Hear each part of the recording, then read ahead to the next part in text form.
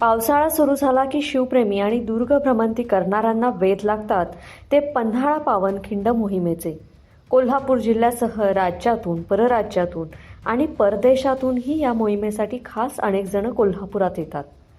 धो-धो कोसळणाऱ्या पावसात छत्रपती शिवाजी महाराजांच्या पदस्पर्शाने पावन झालेल्या भूमीत पुन्हा एकदा इतिहासाचा अनुभव घेण्यासाठी ही मोहीम राबवण्यात येते.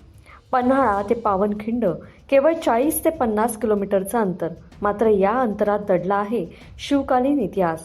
छत्रपती शिवाजी महाराज आणि वीर बाजीप्रभू देशपांडे यांच्या अलौकिक त्यागाची, पराक्रमाची आणि निष्ठेची साक्ष अनुभवण्यासाठी या ऐतिहासिक वाटेवरून पन्हाळा पावनखिंड मोहीम दरवर्षी राबवली जाते. याउपरी आता विशेष कायम म्हणावे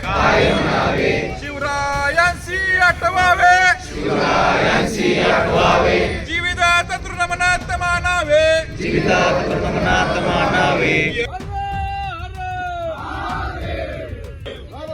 संभाजी महाराज की जय भवानी. गेल्या 41 वर्षांपासून अविरतपणे आणि सातत्याने तब्बल 75 मोहिमा यशस्वी केल्या आहेत हिल रायडर्स फाउंडेशनने. या फाउंडेशनच्या माध्यमातून हजारो शिवप्रेमींनी पन्हाळा पावनखिंड मोहिमेचा अनुभव घेतलाय. यंदाच्या वर्षी 75वी मोहीम यशस्वीपणे पूर्ण करून कोल्हापूरच्या शिरपेचात आता मानाचा सुवर्णतुरा हिल रायडर्स फाउंडेशनने रोवलाय. हिल रायडर्स फाउंडेशनच्या या कामगिरीची नोंद थेट एशियन पॅसिफिक वर्ल्ड रेकॉर्ड आणि ग्लोबल वर्ल्ड रेकॉर्डमध्ये करण्यात आली आहे.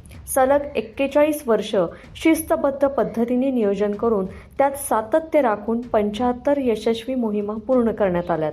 तसेच कोल्हापूर जिल्हा प्रशासन आणि महाराष्ट्र प्रदूषण नियंत्रण मंडळाच्या सहकार्यानं या पवित्र ऐतिहासिक मार्गावर प्लास्टिक बंदी मोहीम राबवून निसर्गाचं रक्षणही करण्यात आलं.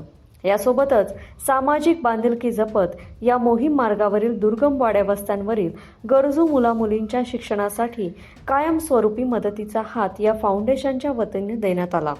तसेच नुकत्याच पार पडलेल्या 76व्या पावनखिंड मोहिमेचं भाजप जिल्हाध्यक्ष विजय जाधव यांच्या हस्ते प्रारंभ करण्यात आला.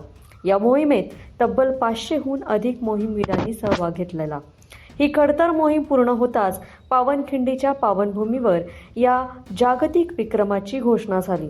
त्यावेळेस उपस्थितांचा आनंद गगनात मावेनासा झाला होता. छत्रपती शिवाजी महाराज की जय आणि वीर बाजीप्रभू देशपांडे की जयच्या जयघोषानं पावनखिंडीचा संपूर्ण परिसर यावेळेस दुमदुमून गेला आणि वातावरण शिवमय झालं होतं.